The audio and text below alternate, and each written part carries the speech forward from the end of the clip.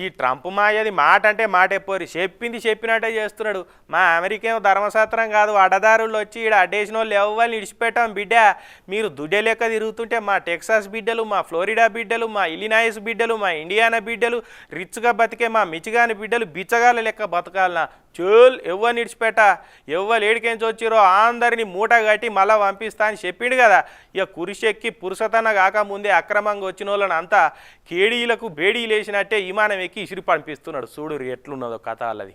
అసలు ఈ ట్రంప్కు మనస్సాక్షే లేదా అని మండిపడుతున్నారు చుట్టుముట్టుండే దేశాల ప్రెసిడెంట్లు. మా వాళ్ళు ఏదో బార్డర్ దాటి అమెరికా వచ్చి బతుకుతున్నారే అనుకోరి, గాయంతదానికే బేడీ లేచి వాపసు పంపాలనా గింత కావరం ఎందుకని కన్నెరే చేస్తున్నారు. కలుగులున్న ఎలుకలను పట్టేతందుకు పొగబెట్టినట్టే పొగబెట్టి అందరిని దొరకబట్టి బేడీలు వేస్తుర్రు అమెరికా హోంల్యాండ్ సెక్యూరిటీ వాళ్ళు. ఇక ఈ బ్రెజిల్ వాళ్ళని అయితే డీజిల్ దొంగల కంటే అధ్వానంగా పంపిర్రు. దొరకబట్టి నీళ్లు కూడా ఇయ్యలేదట. విమానంలో ఏసీ బంద్ చేసి చేతికి బేడీలేసి మూతికి ప్లాస్టర్ లేసి దారుణంగా బ్రెజిల్ పంపించిరట. ఇక బ్రెజిల్ పౌరులు బేడీలతోటి విమానం దిగింది చూసి ఆ దేశం లీడర్ల కలుక్కు అన్నట్టు అయిపోయింది. ఇది మానవ హక్కుల ఉల్లంఘనే, అమెరికోళ్ళు దీనికి జవాబు చెప్పాలి. మనుషులు అనుకుంటున్నారా పశువులు అనుకుంటున్నారా? గింత ఘోరంగా మా వాళ్ళను వాపసు పంపుతారు. ఎన్నడన్నా చూసినావా గిట్లా? గింత కావరం పనికిరాదా అనుకుంటే తిట్టిపోస్తున్నారు.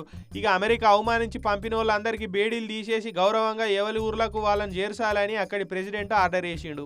ఇక అక్రమంగా అమెరికా బార్డర్ దాటిన వాళ్ళని దొరకబట్టి మస్తు టార్చర్ పెడుతున్నారట అమెరికా పోలీసు వాళ్ళు. బాత్రూంలో కూడా ఓనిస్తలేరట. 88 మంది విమానంలో ఉక్కపోతకు అల్లాడిపోయినామని గోసెలో పోసుకున్నారు. ఇంకో దిక్కు గ్వాటిమాలా నుంచి వచ్చిన 26 మంది వలసదారులను కూడా కాగితాలు కమ్మలు సరిగా లేవని వాపసు విమానం ఎక్కించారు. ఇట్లా అమెరికాలో అక్రమ వలసదారులను రానియకుండా రూల్స్ మస్తు టైట్ చేస్తున్నారు. ఇంకో దిక్కు వలసదారులను వాపసు పంపొద్దని అమెరికాలో నిరసనలు కూడా పెద్ద ఎత్తునే నడుస్తున్నాయి. కానీ ట్రంపేనా అయినది? మరి చూడాలి ఇక ముంగడ ఏమవుతుందో.